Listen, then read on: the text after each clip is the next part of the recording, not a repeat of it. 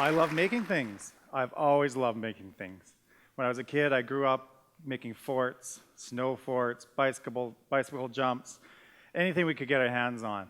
It was really fun to be able to learn that way. Kids learn that way. I was a kid then. I continue to play that way. I consider working with carpentry, woodworking, etc. with my students as a form of play. So I think I have one of the greatest teachers. My dad was a great teacher. He didn't really teach me anything. He just taught me that the best thing to do is to, if you want to learn how to do something, you're going to have to find a way how to do it. So it was learning by doing. And it really was the do-it-yourself mantra. Before the DIY stores or YouTube, we had to do it. And I think I had the most amazing maker space. Grew up in a large family and a large acreage, and my dad always had a workshop. He went to work all day, and he didn't really see what we did. We got to play with the tools and what have you all the time. The other thing we like to do is take things apart. Well, we tried to put them back together. They didn't always work, but that was one of the pieces where it really instilled the idea of curiosity. I wanted to know how things worked, as well as how to make things. So that continued. That continued as I grew up, being interested in working with my hands, making things, and I ended up getting into carpentry of all things. And pursuing that kind of work, I was making houses and all sorts of projects that way, renovation and new construction. And that carpentry, and I achieved my Red Seal in that. I didn't know why I did that, but that is what brought me towards teaching. It brought me into the teaching field and wanting to teach in that area. So I became a shop teacher, bringing the two together. And one of the more exciting things that has happened since that is, with my Red Seal and my teaching experience, I can now start to teach carpentry in high school. So I've been doing it for 3 years, have a number of amazing students, and bringing that technical kind of training to high school students is a really nice mix. So we offer the program at our school. It's a carpentry apprenticeship technical training program. With my Red Seal and teacher qualifications, I can teach this curriculum that all carpentry first-year students in BC get to take.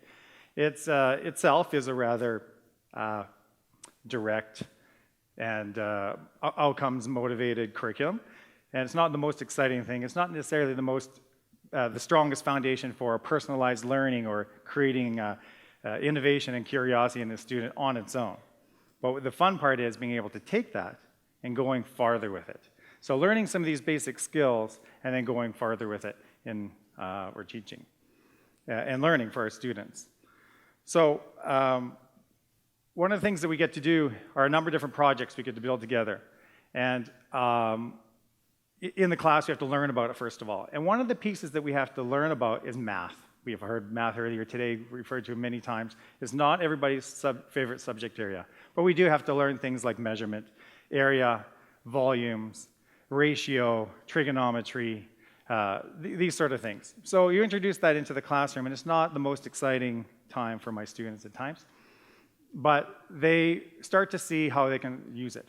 So that's the basics of it, but when you can take math and start using it as one of the tools for the carpenter, then it starts to make a little bit more sense. So then you can start to use it for estimating the amount of materials you're going to use, or laying out some project to be able to measure and cut something, planning how much volume of concrete you're going to need for a formwork project, something like that. So then it takes it to another step. So the math part of it, I think, is really exciting. And the question can come up, why do we have to learn this? And it's really wonderful to be able to have a good, solid answer for why do we have to learn this. Because if we can get our students to start to learn with our heads and our hearts and our hands, it comes together as well. So I want to show you an example of this. I've got an example of a lesson here. You might not be able to see it very clearly. Your eyes might be glazing over already. It's a sheet full of numbers and some formulas and some specific terminology for a problem that has to be solved. This is for calculating and laying out a roof rafter for a house. That's what we need to build. So when you introduce this part, that's what the book looks like. Sometimes there's some pictures in there, but that's where we get to go. That's where we get to learn about making. On paper, we get to learn why angles are important and measuring, etc. And then we get to take that and we get to go into our main classroom, which is outside, not necessarily in the school or in the workshop. We have another place we get to work. And with our teams, we get to take that information and try and figure out how to take that and put it down onto a 2x4.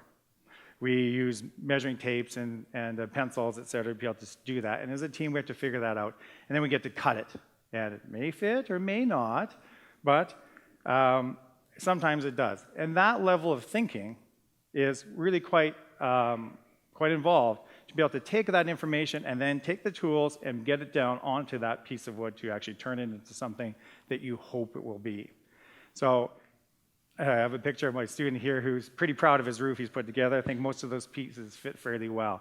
But then the outcome of this, the process they're going through now is they are learning for making. They're learning a skill to be able to apply it to something, and they're going to have something tangible and they can actually climb around on and show at the end.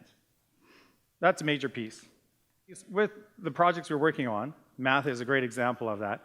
We get to then find a way that students can connect with what they're doing. And I think it's going to that next stage is bringing your own passion as a teacher to what you do. I'm passionate about a lot of different things, definitely passionate about building things in carpentry. I also really like chainsaws. So chainsaws are actually, it's a tool of the carpentry, and it's in the curriculum. We have to learn about them, safe use, etc. So I thought, I've always wanted to do this.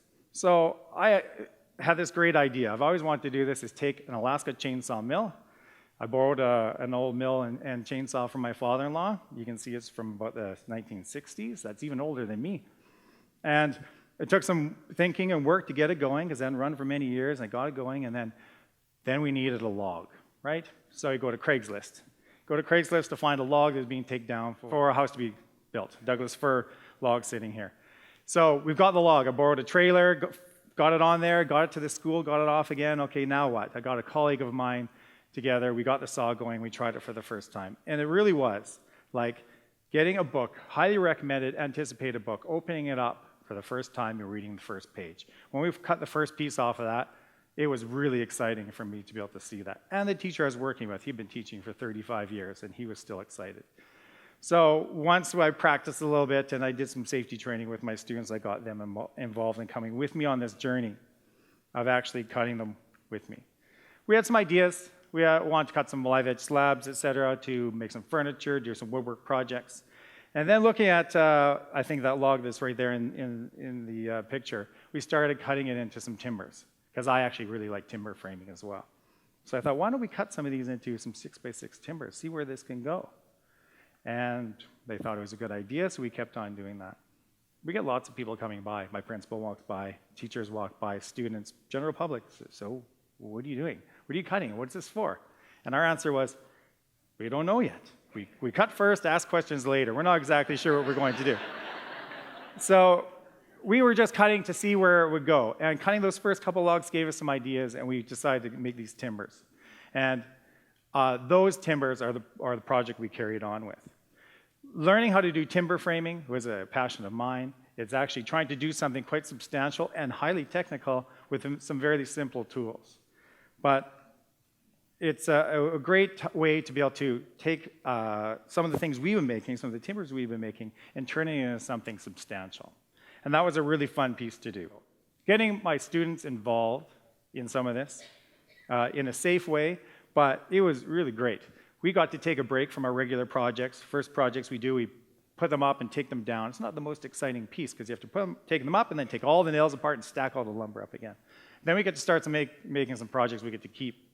But this was the play piece. We got to take a break from what we were doing, go out and play with the chainsaws. Play with the chainsaws, cutting logs, and seeing what you could create from it. And so many ideas have come out of that. And this is where I really feel we are learning through making. We didn't have an outcome first. We had an idea and something we wanted to try. And within our curriculum, we just went really far at the chainsaws and also timber framing and using a lot of the skills we were learning in a totally different way. And you can see some of the pride some of these students have in opening up some of these books and seeing what could happen and trying something totally different. And one of my students, I still remember, standing there, we're probably full of sawdust, and he's standing there thinking, I never thought I'd be doing this. The chainsaws, the timbers, the carpentry, I think it was all coming out at the same time. So I had a very dedicated group of students. Most of them were grade 12 graduates, so we had a few projects we wanted to work on. And one of them was for the school. We wanted to find a way to give back to our community in some way. So at the school, we actually had to mix concrete, had to do the form work, and we built some great benches outside of my classroom. The view is fantastic from there. You see the entire sports field, the Lionsgate Bridge, Stanley Park. I always knew their bench needed to be there, and my grads of 2015 made that. The next project is garden shed and backyard for this student. So he and his friends in the class and myself built this at the school, brought it over, put it together, put the roof on, did all these pieces. Now he's going to have that wonderful project in his backyard he can be very proud of, and also think about that's how he decided to take the leap and try something new in high school, spent his grade 12 year learning how to do something like this. It doesn't matter what he decides to do after high school, but this is really a great piece of that. The last project of the year, this is another project we did. I'm not sure if you can see in the picture. We actually used some of the timbers that we cut with our chainsaw and incorporate into this design, a little guest cottage. And this is out on the Sunshine Coast. We loaded this building up on the trailer, and we headed out at 6 o'clock in the morning so we catch the 7 o'clock ferry to the Sunshine Coast. This is after the grade 12 exam was done. They were finished school. They came back for another day at 6 o'clock, went out. We put this thing together at a beautiful setting, overlooking the ocean on a fine June day, and that's what we came up with. And that has been, we got home at 10 o'clock at night. That's been such an amazing piece of that. So when you take the opportunity to learn through thinking, I know you understand that making is thinking. Thank you.